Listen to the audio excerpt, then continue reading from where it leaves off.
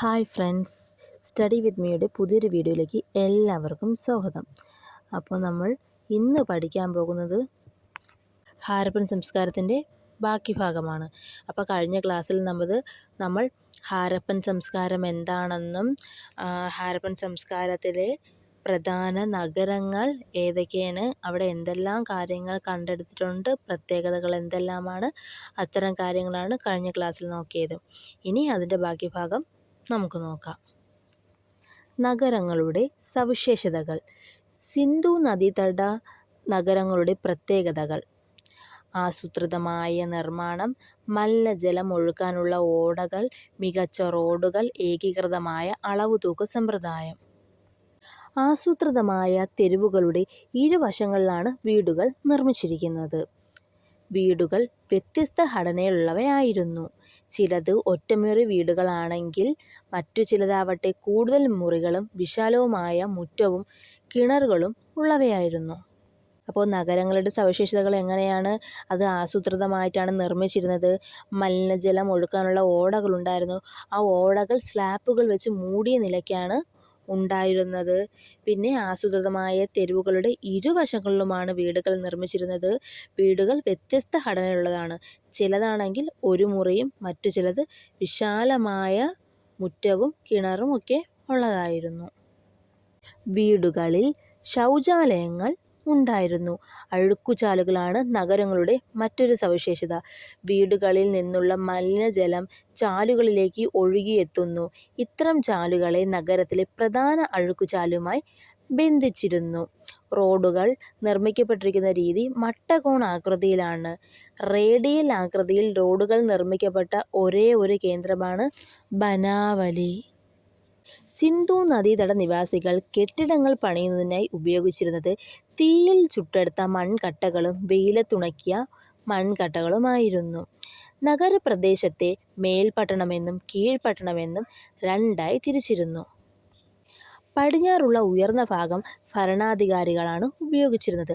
Assembly hall എന്ന് കരുതപ്പെടുന്ന ഒരു വലിയ കെട്ടിടത്തിൻ്റെ അവശിഷ്ടങ്ങളും ഇവിടെ നിന്ന് ലഭിച്ചിട്ടുണ്ട്.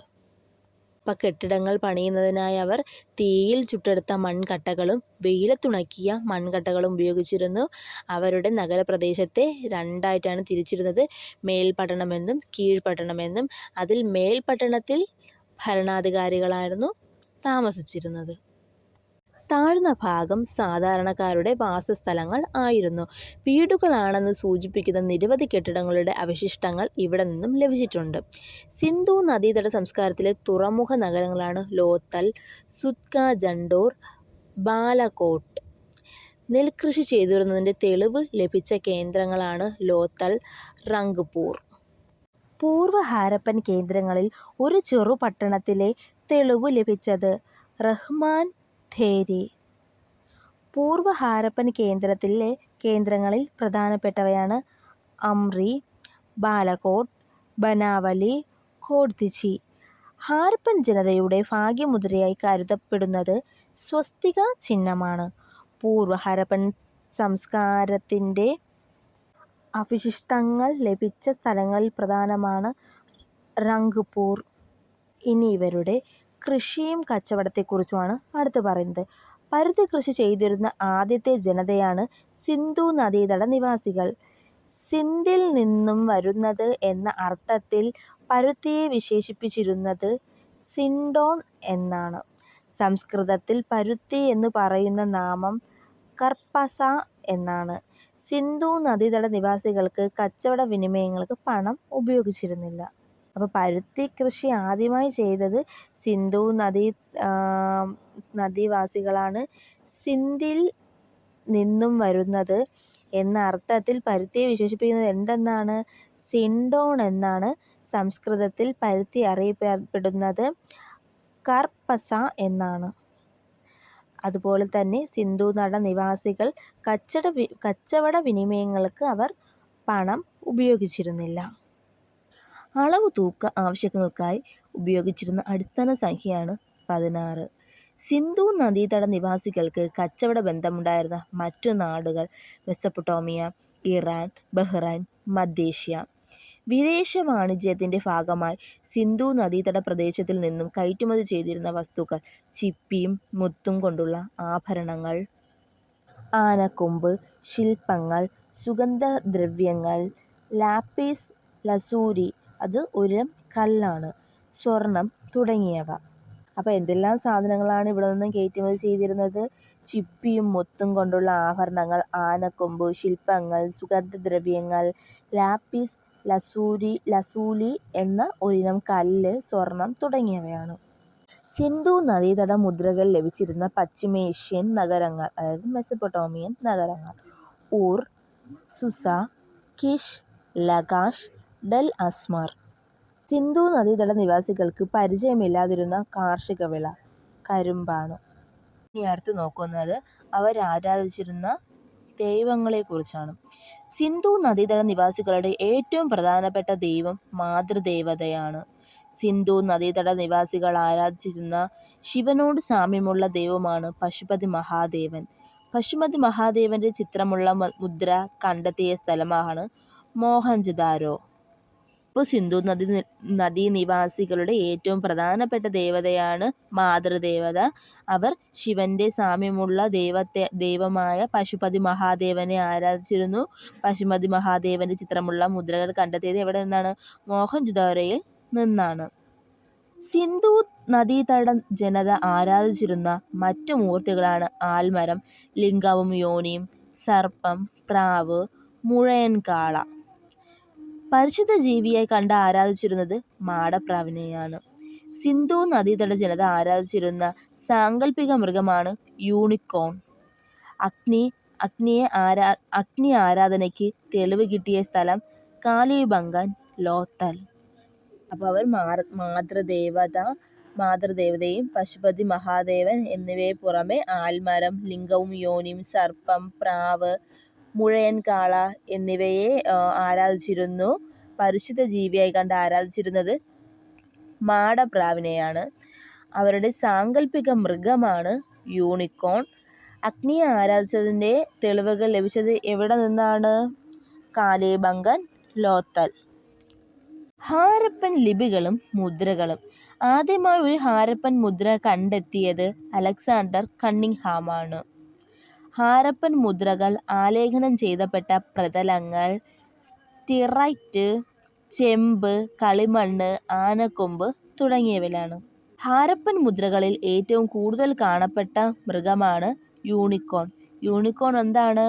അവരുടെ സാങ്കല്പിക മൃഗമാണ്. ഹാരപ്പൻ ലിപി അറിയപ്പെടുന്നത് എന്തെന്നാണ്? ചിത്രലിപി എന്നാണ്. അപ്പോൾ ആദ്യമായി ഹാരപ്പൻ മുദ്ര കണ്ടെത്തിയത് അലക്സാണ്ടർ കണ്ണിങ്ഹാമാണ്.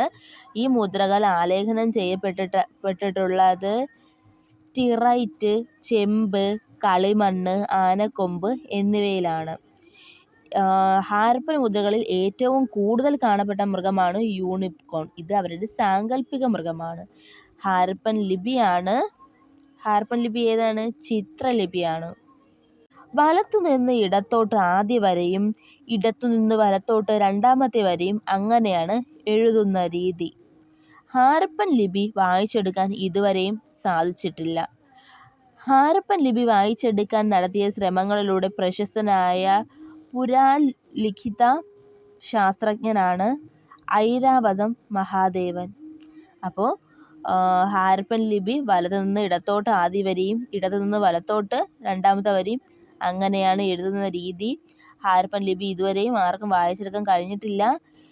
വായിച്ചെടുക്കാനുള്ള ശ്രമത്തിലൂടെ പ്രശസ്തനായ പുരാലിഖിത ശാസ്ത്രജ്ഞനാണ് ഐരാവതം മഹാദേവൻ.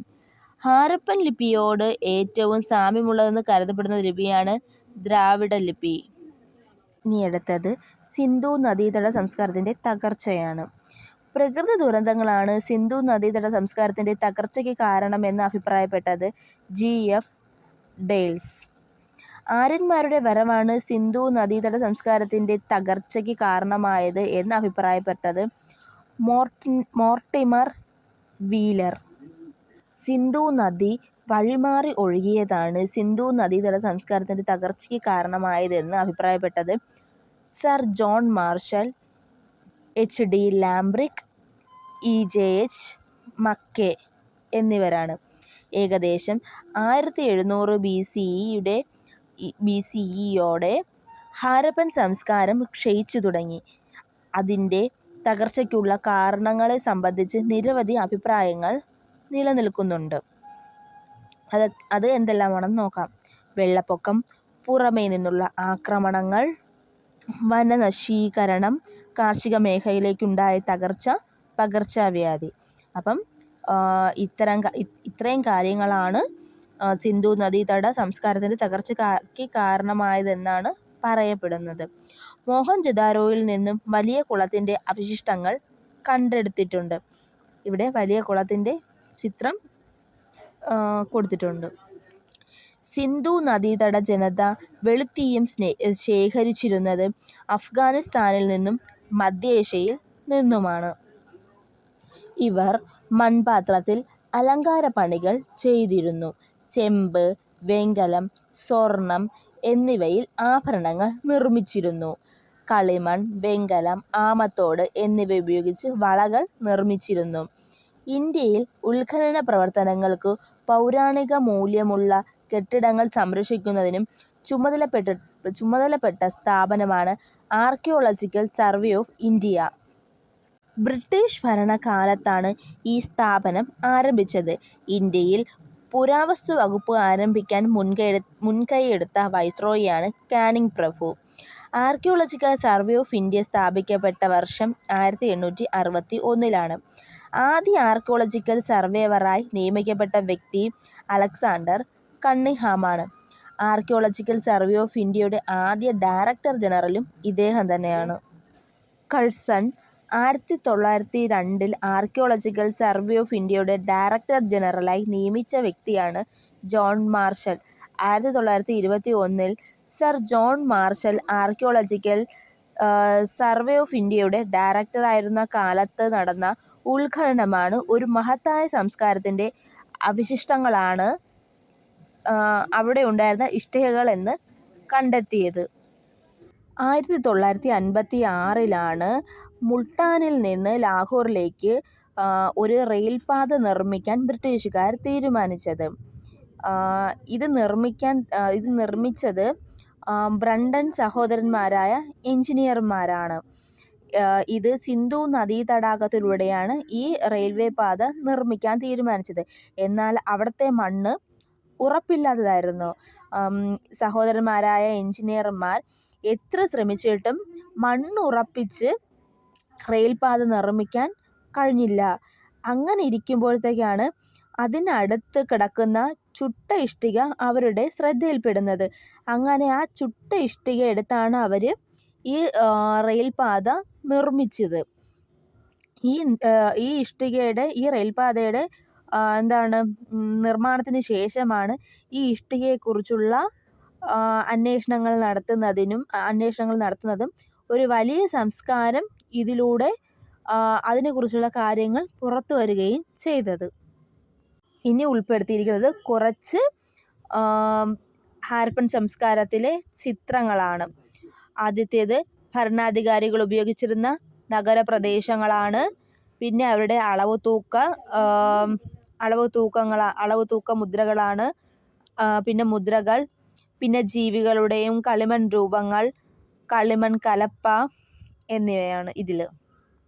പിന്നെ തെരുവ് കണ്ടില്ലേ, ഇരുവശങ്ങളിലും വീട്.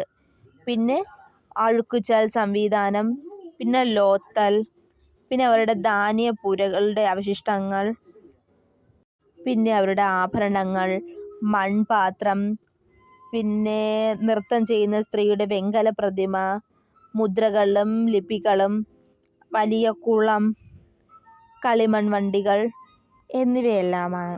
അപ്പോൾ ഹാരപ്പൻ സംസ്കാരം ഈ ക്ലാസ്സോട് കൂടി കഴിഞ്ഞു. 3 പാർട്ടായിട്ടാണ് ഇത് നമ്മൾ വീഡിയോ ഇട്ടിരിക്കുന്നത്. എല്ലാവരും നന്നായിട്ട് വായിച്ചു പഠിക്കുക.